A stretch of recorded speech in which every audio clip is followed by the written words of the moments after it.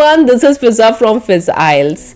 In today's video, I'm going to discuss the second part. That means the continuation of the first day of 30 days IELTS challenge, जिसमें हमने पहले देख लिया था आपका approach क्या होना चाहिए before starting these 30 days IELTS challenge. Now we will see the introduction to IELTS, different modes of examination. So without wasting any time, let's begin. Let's talk about what is IELTS. So IELTS is the International English Language Testing System and it is the most popular English language proficiency test. तो basically IELTS examination उन लोगों के लिए है जो plan कर रहे हैं अपनी स्टडीज अब्रॉड में या फिर वर्क पर्पस के लिए आउटसाइड इंडिया जाना चाहते हैं. Around 2 million tests are taken per year.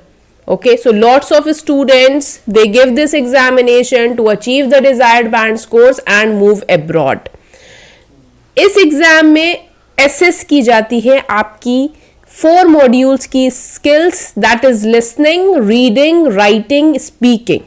All the skills will be assessed and it is accepted by schools, universities, employers, immigration authorities. अगर आप ये एग्जाम क्वालिफाई कर लेते हो, then only you can move to abroad. Okay, let's quickly move to how IELTS is structured. I'll give you a walkthrough academic and general training.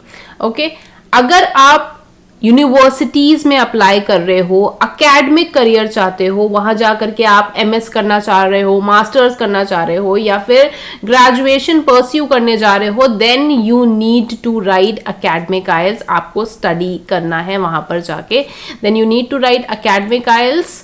Okay, अगर आप general training दे रहे हो then you must be applying for some visa application. आपने visa apply किया है या फिर आपने पीआर के लिए अप्लाई करा है, वहां जॉब अपॉर्चुनिटीज के लिए जा रहे हो आप, तो आपको देना है जनरल ट्रेनिंग. ओके, अब यहां पर जो मॉड्यूल्स रहेंगे वो सेम होंगे, that is listening, reading, writing and speaking. Okay, but कुछ कुछ डिफरेंसेस आ जाएंगे that we will discuss in this session. Okay, so first बात कर लेते हैं लिसनिंग की. तो लिसनिंग में हमें टाइम कितना मिलेगा? First of all listening academic और जनरल में सेम रहेगा. ओके, तो आपको टुगेदर मिलेगा यहां पर 30 मिनट्स ऑडियो का, जो आपकी ऑडियो प्ले करी जाएगी, एंड 10 मिनट्स एक्स्ट्रा मिलेगा to transfer your answers to the answer sheet. क्या होता है, आपकी जो ऑडियो प्ले होती है तो आप आंसर्स लिखते हो बुकलेट में. After writing on the booklet आपको 10 मिनट्स एक्स्ट्रा मिलते हैं to transfer your answers to the answer sheet. अब यहां पर कितने सेक्शंस हो जाएंगे? 4 सेक्शन होते हैं. हर सेक्शन में 10 क्वेश्चन होते हैं. ओके, 10 क्वेश्चंस होंगे and together it will make 40 questions, क्योंकि 4 आपके सेक्शन है और 10 क्वेश्चंस हैं, तो आपके टुगेदर हो गए 40.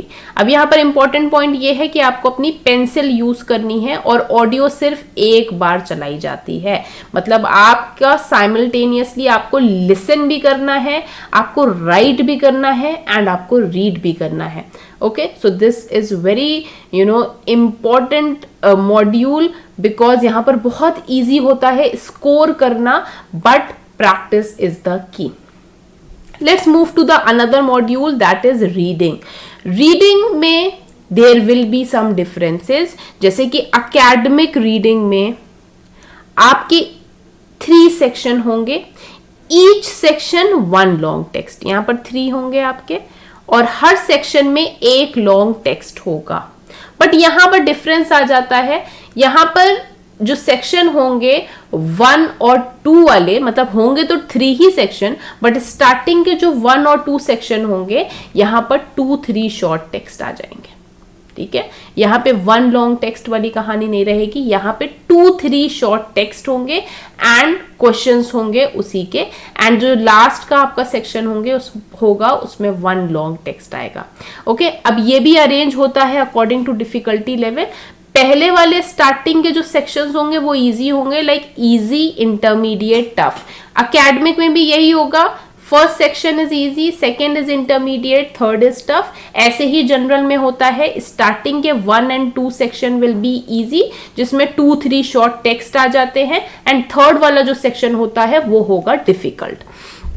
देन ये रीडिंग के पैसेजेस ये कहां से लाते हैं, तो एकेडमिक की हम बात कर लें तो ये कुछ बुक से उठाएंगे, कुछ जनरल से, and magazines, non specialist academic. अब जिन लोगों को ज्यादा किसी ऑक्यूपेशन स्किल्स की नॉलेज नहीं होती है, these are called non specialist, तो वो वहीं के passages relevant to that technology etcetera, वहीं के पैसेजेस जो है आर्टिकल के फॉर्म में इन रीडिंग में देते हैं, एकेडमिक रीडिंग में देते हैं। But when it comes to general reading तो वो कुछ notices, magazines, newspapers, books, official company docs, ये सब उठा करके जनरल की रीडिंग में आता है। Okay, and it is quite easy compare to academic. Academic को देखते हुए जनरल का इजी होता है।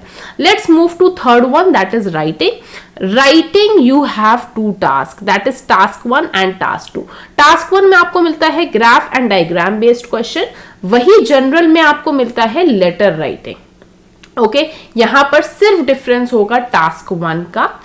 हाउएवर मिनिमम वर्ड क्राइटेरिया जो सेट किया है वो 150 वर्ड्स है फॉर बोथ, 150 फॉर ग्राफ और diagram, 150 for letter writing as well. अब देखिए यहां पर क्या करना है, 60 मिनट्स आपको दोनों टास्क कंप्लीट करने के लिए मिलेगा। It completely depends upon you, आप पहला टास्क 20 मिनट्स में कर रहे हो या उससे कम टाइम में कर रहे हो, टोटली डिपेंड्स ऑन यू। जो ऐसे रहता है यहाँ पे मिनिमम लिखना होता है आपको 250 वर्ड्स, इसलिए यहाँ ज्यादा टाइम देने की जरूरत है, तो just give 40 minutes to it. तो यहीं पे देखिए ये चीज लिखी हुई है, 20 minutes for task 1, 40 minutes for task 2। Okay, 2 task 2 questions, first word minimum 150, second task word minimum 250. Okay, now come to the speaking module. Speaking module भी academic और general में सेम रहेगा। यहां पर भी आपको कितना टाइम मिलेगा, it will be a semi formal interview between you and the examiner। 11 से 14 मिनट्स आपको टाइम में इंटरव्यू करना है। 3 पार्ट्स रहेंगे, no set number of questions. Okay, part 1 interview जिसमें कि जनरल क्वेश्चंस होंगे। Okay, general questions where the examiner will ask you questions relevant to you, like what do you do in your spare time, where do you live in a flat or a home, something like that. You need to give 2-3 sentence answer, to the point answer is necessary. Then comes the second part. Here he will give you one cue card question where you will get one topic and a minute to prepare that topic. After that you have to speak continuously for 2 minutes on a given topic. ठीक है, 1 से 2 minute आपको बोलना है। The examiner can stop you in between also, उसमें कोई problem की बात नहीं है। It completely depends upon the examiner. ये उनका तरीका होता है to know your speaking skills. And then finally the follow-up part. Follow-up part is the last part of speaking where there will be some discussion. He is going to ask you question and you need to elaborate your answer by giving examples. You can include relevant experiences. एक end on end conversation बनाने की कोशिश करिएगा with your examiner. Okay, that is important. So speaking और listening modules जो होते हैं IELTS examination के, they are quite easy because all you need is to do a lot of practice. वैसे तो चारों ही मॉड्यूल में प्रैक्टिस की जरूरत है, but these are quite easy क्योंकि ये आपके हाथ में होते हैं इसके मार्क्स। रीडिंग में आपकी कॉम्प्रिहेंसिव स्किल्स देखी जाती हैं, जो कि आपने पहले से भी रीडिंग अच्छी खासी करी होनी चाहिए because it will take time. But listening का स्कोर और स्पीकिंग का बहुत जल्दी इंप्रूव होता है, and I have seen students, उन्होंने बहुत अच्छा इंप्रूवमेंट किया है विद इन 1 वीक और 2 वीक्स।